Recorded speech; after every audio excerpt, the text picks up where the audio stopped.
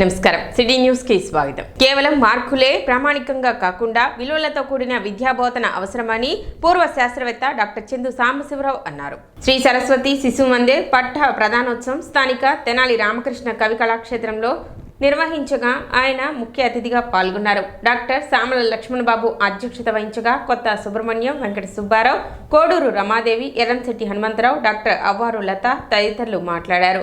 విద్యార్థుల సాంస్కృతిక ప్రదర్శనలు ఆకట్టుకున్నాయి.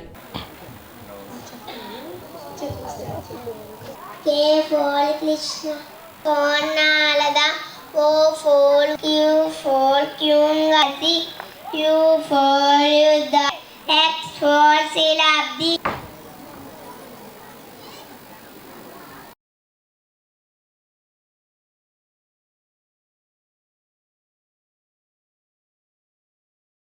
Haripriya.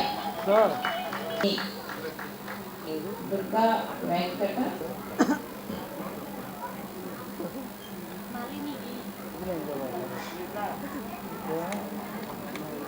CH Kusumita.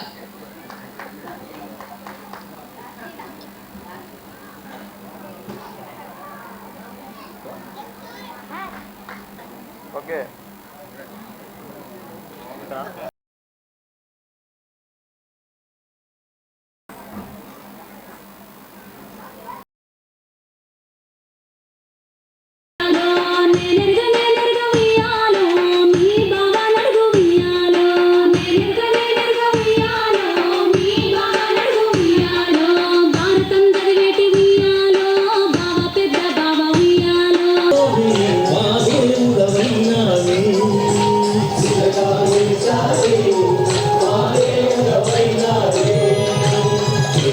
తిరుపతిలో అందరూ కోవిలలో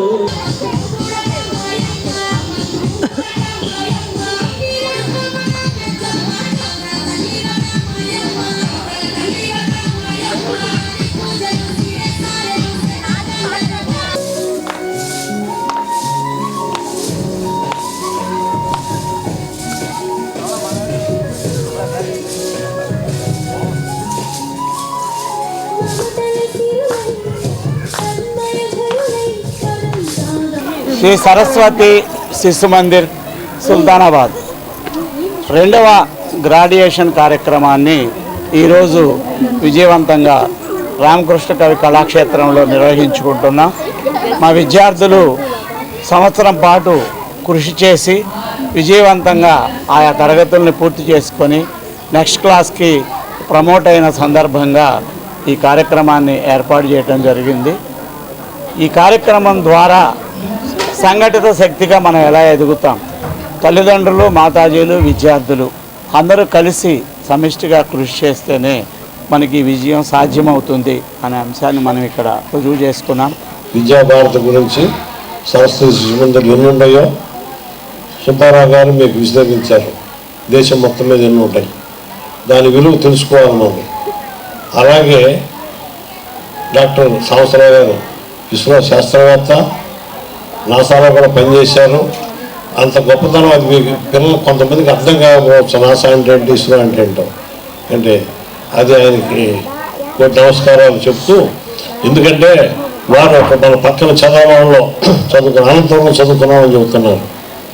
నేను అట్లాగే ఎట్లా పని స్కూల్ చదివా, వారు ఏ సరకారు చదివారు, నేను ఏ సరకారు చదివాం. ఇక్కడ చదివిన మట్టిలో మాణిక్యాలు ఉంటాయని చెప్పి మనం పెద్దలు చెప్పుకుంటారు. అదేవిధంగా మీరందరూ కూడా ఎంత గొప్ప అవుతారో కూడా చెప్పారు సంవత్సరాలు గారు. ఎంత గొప్ప అవుతారో మీకు ఊహించలేరు మీరు. అంటే అయితే ఏం కావాలి, దాన్ని బేసిక్గా మన ఇంట్లో నుంచి పద్ధతులు, సంస్కారం, పిల్లలకి మంచి ఇది ఇవ్వటం, చదువుతో పాటు మీరు కూడా సంస్కారం చెప్తే వాళ్ళు మనకన్నా చాలా గొప్ప వాళ్ళు అవుతారు. మీరు మీ పిల్లల బుద్ధిగా పడక్కర్లా, క్రమశిక్షణగా పెంచితే వాళ్ళు తప్పకుండా సక్సెస్ అవుతారు. ఫెయిల్యూర్ ఈజ్ కామన్, చేయలేకపోవడం కామన్. నేను ఫస్ట్ టైం ఫెయిల్ అవ్వచ్చు, నాకు కుదరకపోవచ్చు, నా పక్క వాళ్ళకు కూడా కుదరకపోవచ్చు. కానీ ఎవెన్చువల్లీ మేమందరం నేర్చుకోగలుగుతాము, మాకు అది తెలుస్తుంది, మాకు కుదురుద్ది, we will be masters of that అన్నది ఈ చిన్న పిల్లలకి వాళ్ళ నరనరాన అది అర్థమవుతుంది.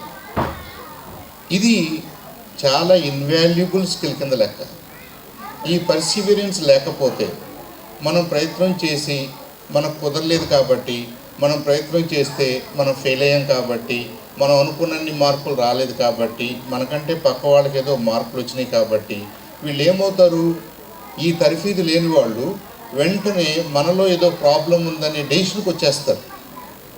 అది ఆత్మన్యూనతా భావనకి మొదటి కారణం.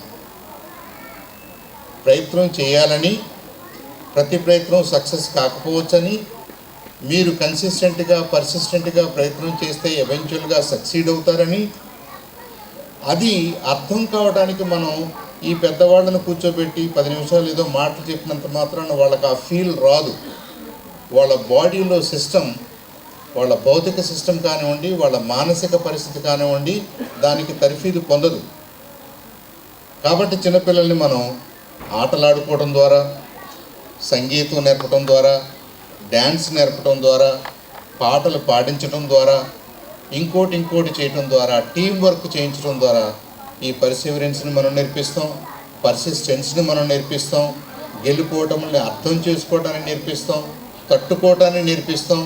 గెలవటం అంటే నువ్వు ఒక్కడిదే కాదు, గెలుపంటే నీ ఒక్కళ్ళదే కాదు, గెలుపంటే అందరితో కలిసి చేస్తేనే నీకు గెలుపు వచ్చింది. కాబట్టి రేషన్ కార్డు కలిగిన ప్రతి ఒక్కరూ ఈ నెల 30వ తేదీలోగా ఈకేవైసీ చేయించుకోవాలని తహసీల్దార్ గోపాలకృష్ణ విజ్ఞప్తి చేశారు. 5 ఏళ్లలోపు పిల్లలు, 80 ఏళ్లు పైబడిన వృద్ధులకు మినహాయింపు ఉందని, ఈ అవకాశాన్ని సద్వినియోగం చేసుకుని ఈకేవైసీ పూర్తి చేసుకోవాలని ఆయన కోరారు. ఈ రేషన్ కార్డుదారులు ఈకేవైసీ చేయించే క్రమంలో మనకి ఈరోజు ఇంకా 30వ తారీఖు డెడ్ లైన్ ఇచ్చున్నారు గవర్నమెంట్. ఆ డెడ్ లైన్ ఇంక 2 రోజుల్లో ముగుస్తున్నందున మనం చూస్తే 0 to 5 years ఉన్న చిన్నపిల్లలకి ఈకేవైసీ అవసరం లేదు. అట్లాగే 80 ఏళ్ళు దాటిన పైబడిన వాళ్ళకు కూడా ఈకేవైసీ అవసరం లేదు.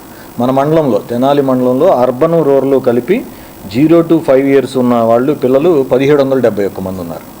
అట్లాగే 80 ఏళ్ళు పైబడిన వాళ్ళు 68 మంది ఉన్నారు.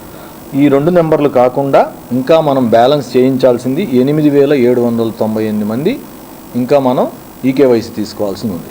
దీని విషయంలో నేను ఈరోజే అవకాశం ఉంటే డీలర్లు, ఎండియూ ఆపరేటర్లు, వీఆర్ఓలతో ఒక మీటింగ్ కన్వీన్ చేసి ఈ 2 రోజుల్లో దీన్ని ఎక్స్పెడైట్ చేస్తాం. అయితే ఎవరు అపోహలు నమ్మకండి, ఏదో రేషన్ ఆగిపోతుంది, ఏదో ఇబ్బంది అవుతుందని. జెన్యూన్గా ఉండే వాళ్ళకి రేషన్ ఆగే క్వశ్చనే లేదు, ఆ ఇబ్బందే ఉండదు ఎట్టి పరిస్థితుల్లో. మేము ఇంకా స్పీడప్ చేసి ఆ ఈకేవైసీని కంప్లీట్ చేస్తాం. రేషన్ ఆగిపోతుంది అనే అపోహలు వద్దు. ఖచ్చితంగా మీరు వీలైనంత త్వరగా సహకరించండి.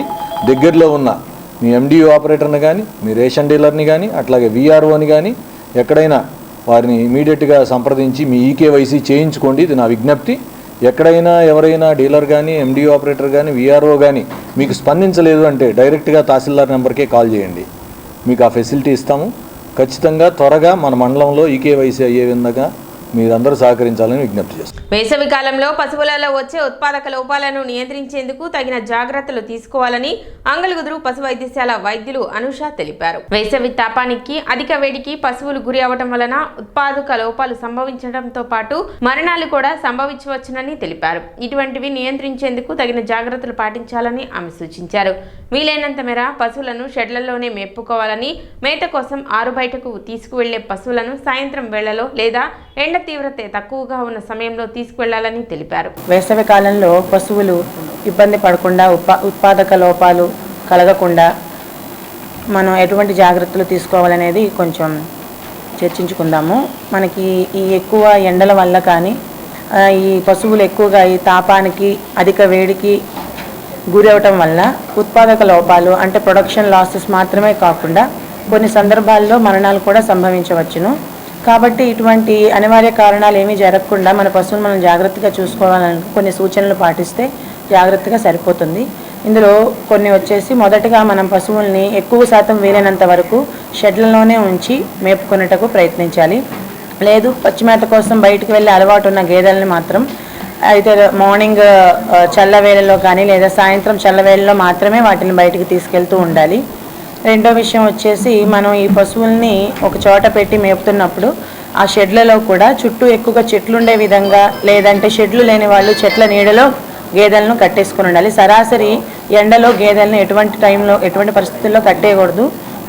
ఇంకొక విషయం, మన ఈ షెడ్లు చుట్టూ కూడా చెట్లు తక్కువగా ఉన్నాయి అని అనుకున్నప్పుడు గోను సంచులు లేదా పట్టాలు శుభ్రంగా చుట్టూ కప్పేసేసుకొని వాటిని కంటిన్యూస్గా తడుపుతూ ఉండటం వలన మనం ఈ అధిక తాపం అనేది వాటిని తగ్గించవచ్చు.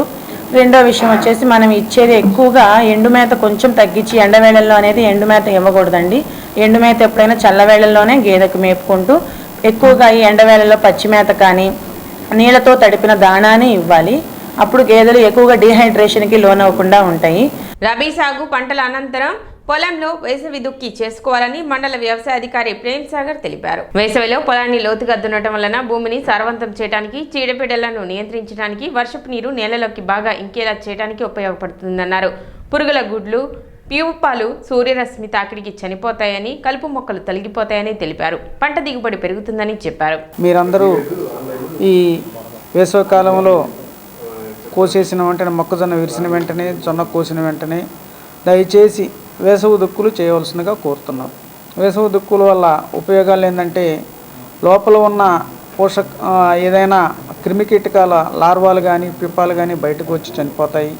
తర్వాత భూమి గుల్లబారుతుంది. భూమి ఏరేషన్ అంటే భూమికి గాలి చొరబడే తత్వం వస్తుంది. నీటి నిల్వ శక్తి ఎక్కువ ఉంటుంది. కాబట్టి వేసవి దుక్కులు చేసుకోవాల్సిందిగా ప్రతి ఒక్క రైతు సోదరుని కోరుకుంటున్నాం. తర్వాత అది అయిపోయిన వెంటనే అపరాలు మినుములు మా వ్యవసాయ శాఖలో 50% VVN8 అనేది ఇస్తున్నాము. కానీ VVN8 విత్తనం అనేది మీ రైతులు కోరుకోవటం లేదు. PU31 కోరుకుంటున్నాం. మీ దగ్గర PU31 ఉంటే ఈ ఎండకి పంట రాదు. కానీ భూసారానికి మాత్రము అపరాలు చేసుకుంటే దాంట్లో వేరే బుడిపల్లో నత్రజని స్థావరాలు ఉంటాయి. కాబట్టి భూమికి చాలా హాయిగా రిలాక్స్ అవుతుంది. కాబట్టి మీరందరూ వేసవిలో అపరాలు వేయవలసిందిగా కోరుతున్నాం. మా వ్యవసాయ శాఖ ద్వారా జనుము, జీలుగా, పిల్లి పెసర విత్తనాలు 50% రాయితీపై ఇస్తాము. మీరు ఇండెంట్ ఆల్రెడీ పెట్టున్నాము. ఇంకా రైతు సోదరులకు ఎక్కువ కావాలంటే ఆయా రైతు సేవా కేంద్రాల్లో రైతు సేవా కేంద్ర సిబ్బందికి తెలిపితే మేము 50% రాయితీతో మీకు అందిస్తాము. ఢిల్లీకి చెందిన ICMR బృందం తెనాలి జిల్లా ప్రభుత్వ వైద్యశాలను సందర్శించారు. ఢిల్లీ ఎయిమ్స్కు చెందిన డాక్టర్ రామకృష్ణన్, ICMRకు చెందిన డాక్టర్ మీనాక్షి ఆధ్వర్యంలో తెనాలి ప్రభుత్వ వైద్యశాలలో జరుగుతున్న స్టెమీ కార్యక్రమాన్ని పరిశీలించారు. ఈ కార్యక్రమం ద్వారా గుండెపోటును త్వరగా గుర్తించి వెంటనే చికిత్స అందించడం ద్వారా మరణాల రేటును తగ్గించవచ్చని, స్టెమీ ప్రోగ్రాం ద్వారా గుండెపోటు లక్షణాలను త్వరగా గుర్తించవచ్చని, వెంటనే చికిత్స అందించడం, గుండెపోటును గుర్తించిన వెంటనే రోగులకు చికిత్స అందించడం ద్వారా ప్రాణాలు కాపాడవచ్చునని, స్టెమీ ప్రోగ్రాం ద్వారా గుండెపోటు మరణాల రేటును గణనీయంగా తగ్గించవచ్చునని తెలిపారు. ఇప్పటి వరకు తెనాలి ప్రభుత్వ వైద్యశాలలో 60 మందికి ఈ కార్యక్రమం ద్వారా వైద్య సేవలు అందించినట్లు వైద్యులు తెలిపారు. తెనాలి ప్రభుత్వ వైద్యశాలలో ఈ కార్యక్రమం విజయవంతంగా కొనసాగుతున్నట్లు చెప్పారు. కార్యక్రమంలో వైద్యశాల సూపరింటెండెంట్ డాక్టర్ సౌభాగ్యవాణి, పలువురు వైద్యులు పాల్గొన్నారు. is the major heart attack where an artery closes immediately and the only treatment is time bound. The moment the artery gets blocked, you have to open it as quickly as possible because every minute counts. With each minute the heart muscle dies and it can never recover. Once it dies, it can never recover. The most important thing is getting treatment in time. That is the most important thing. So the guidelines recommend that there are two ways to treat. One is to open this artery with medicines and the other is to open this artery with angioplasty and putting a stent. These are the two options available. World over also, the treatment with drugs remain the most important thing because everybody cannot reach within say 2 hours time to a angioplasty lab where stent can be put in. So this is the most important treatment and that should be provided as quickly as possible. So for example, you are living here and you have to go to Vijayawada to get this treatment, you waste at least 2 hours. That is a golden period. Giving this drug here compared to taking the drug in Vijayawada will save at least for out of 100, at least 2 to 3 more lives can be saved. That is why this kind of a project is launched and we are very thankful that this is run successfully by both the government as well as doctors of this hospital. So this project was launched so that we can improve the rates of thrombolysis. Thrombolysis means a clotbuster drug which has to be given to the patient within a window period of 2 hours from the symptom onset. So if the patient comes to the hospital, you give that and the reperfusion, the arteries will be open. So they have done around 60 in this DH, district hospital, almost the first kind of things in the state. And this has an immense potential to save lives. Even the CSCs are doing that. So we say that this is the first aid for heart attacks. So if you are able to recognize the symptoms, if you have a chest pain, so please do not think that this is just because of gastric issues. You should come to the district hospital or to the nearby facility and get the treatment done. This saves lives. August 2023 నుంచి ఈ programme మన దగ్గర జరుగుతుంది. ఆ ప్రోగ్రామ్ని inspect చేయడానికి Delhi ICMR నుంచి and AIIMS నుంచి కార్డియాలజిస్ట్ మన హాస్పిటల్కి వచ్చి ఇప్పుడు ఇన్స్పెక్ట్ చేయడం జరిగింది. ఇప్పటి వరకు మన దగ్గర 60 మంది పేషెంట్స్కి ఈ టెలనెక్టప్లేస్ ఇంజెక్షన్ ఇచ్చి థ్రాంబోలైజ్ చేయడం జరిగింది. అందరూ స్టేబుల్గా ఉన్నారు. అందరూ మనము ఇక్కడ థ్రాంబోలైజ్ చేసి గుంటూరు జీజీహెచ్కి రిఫర్ చేశాము, కార్డియాలజీ డిపార్ట్మెంట్కి. అక్కడ యాంజియోగ్రామ్ అవన్నీ చేయించుకున్నారు, ట్రీట్మెంట్ తీసుకున్నారు, అందరూ స్టేబుల్గా ఉన్నారు. సిటీ న్యూస్ ఇంతటితో సమాప్తం. నమస్కారం.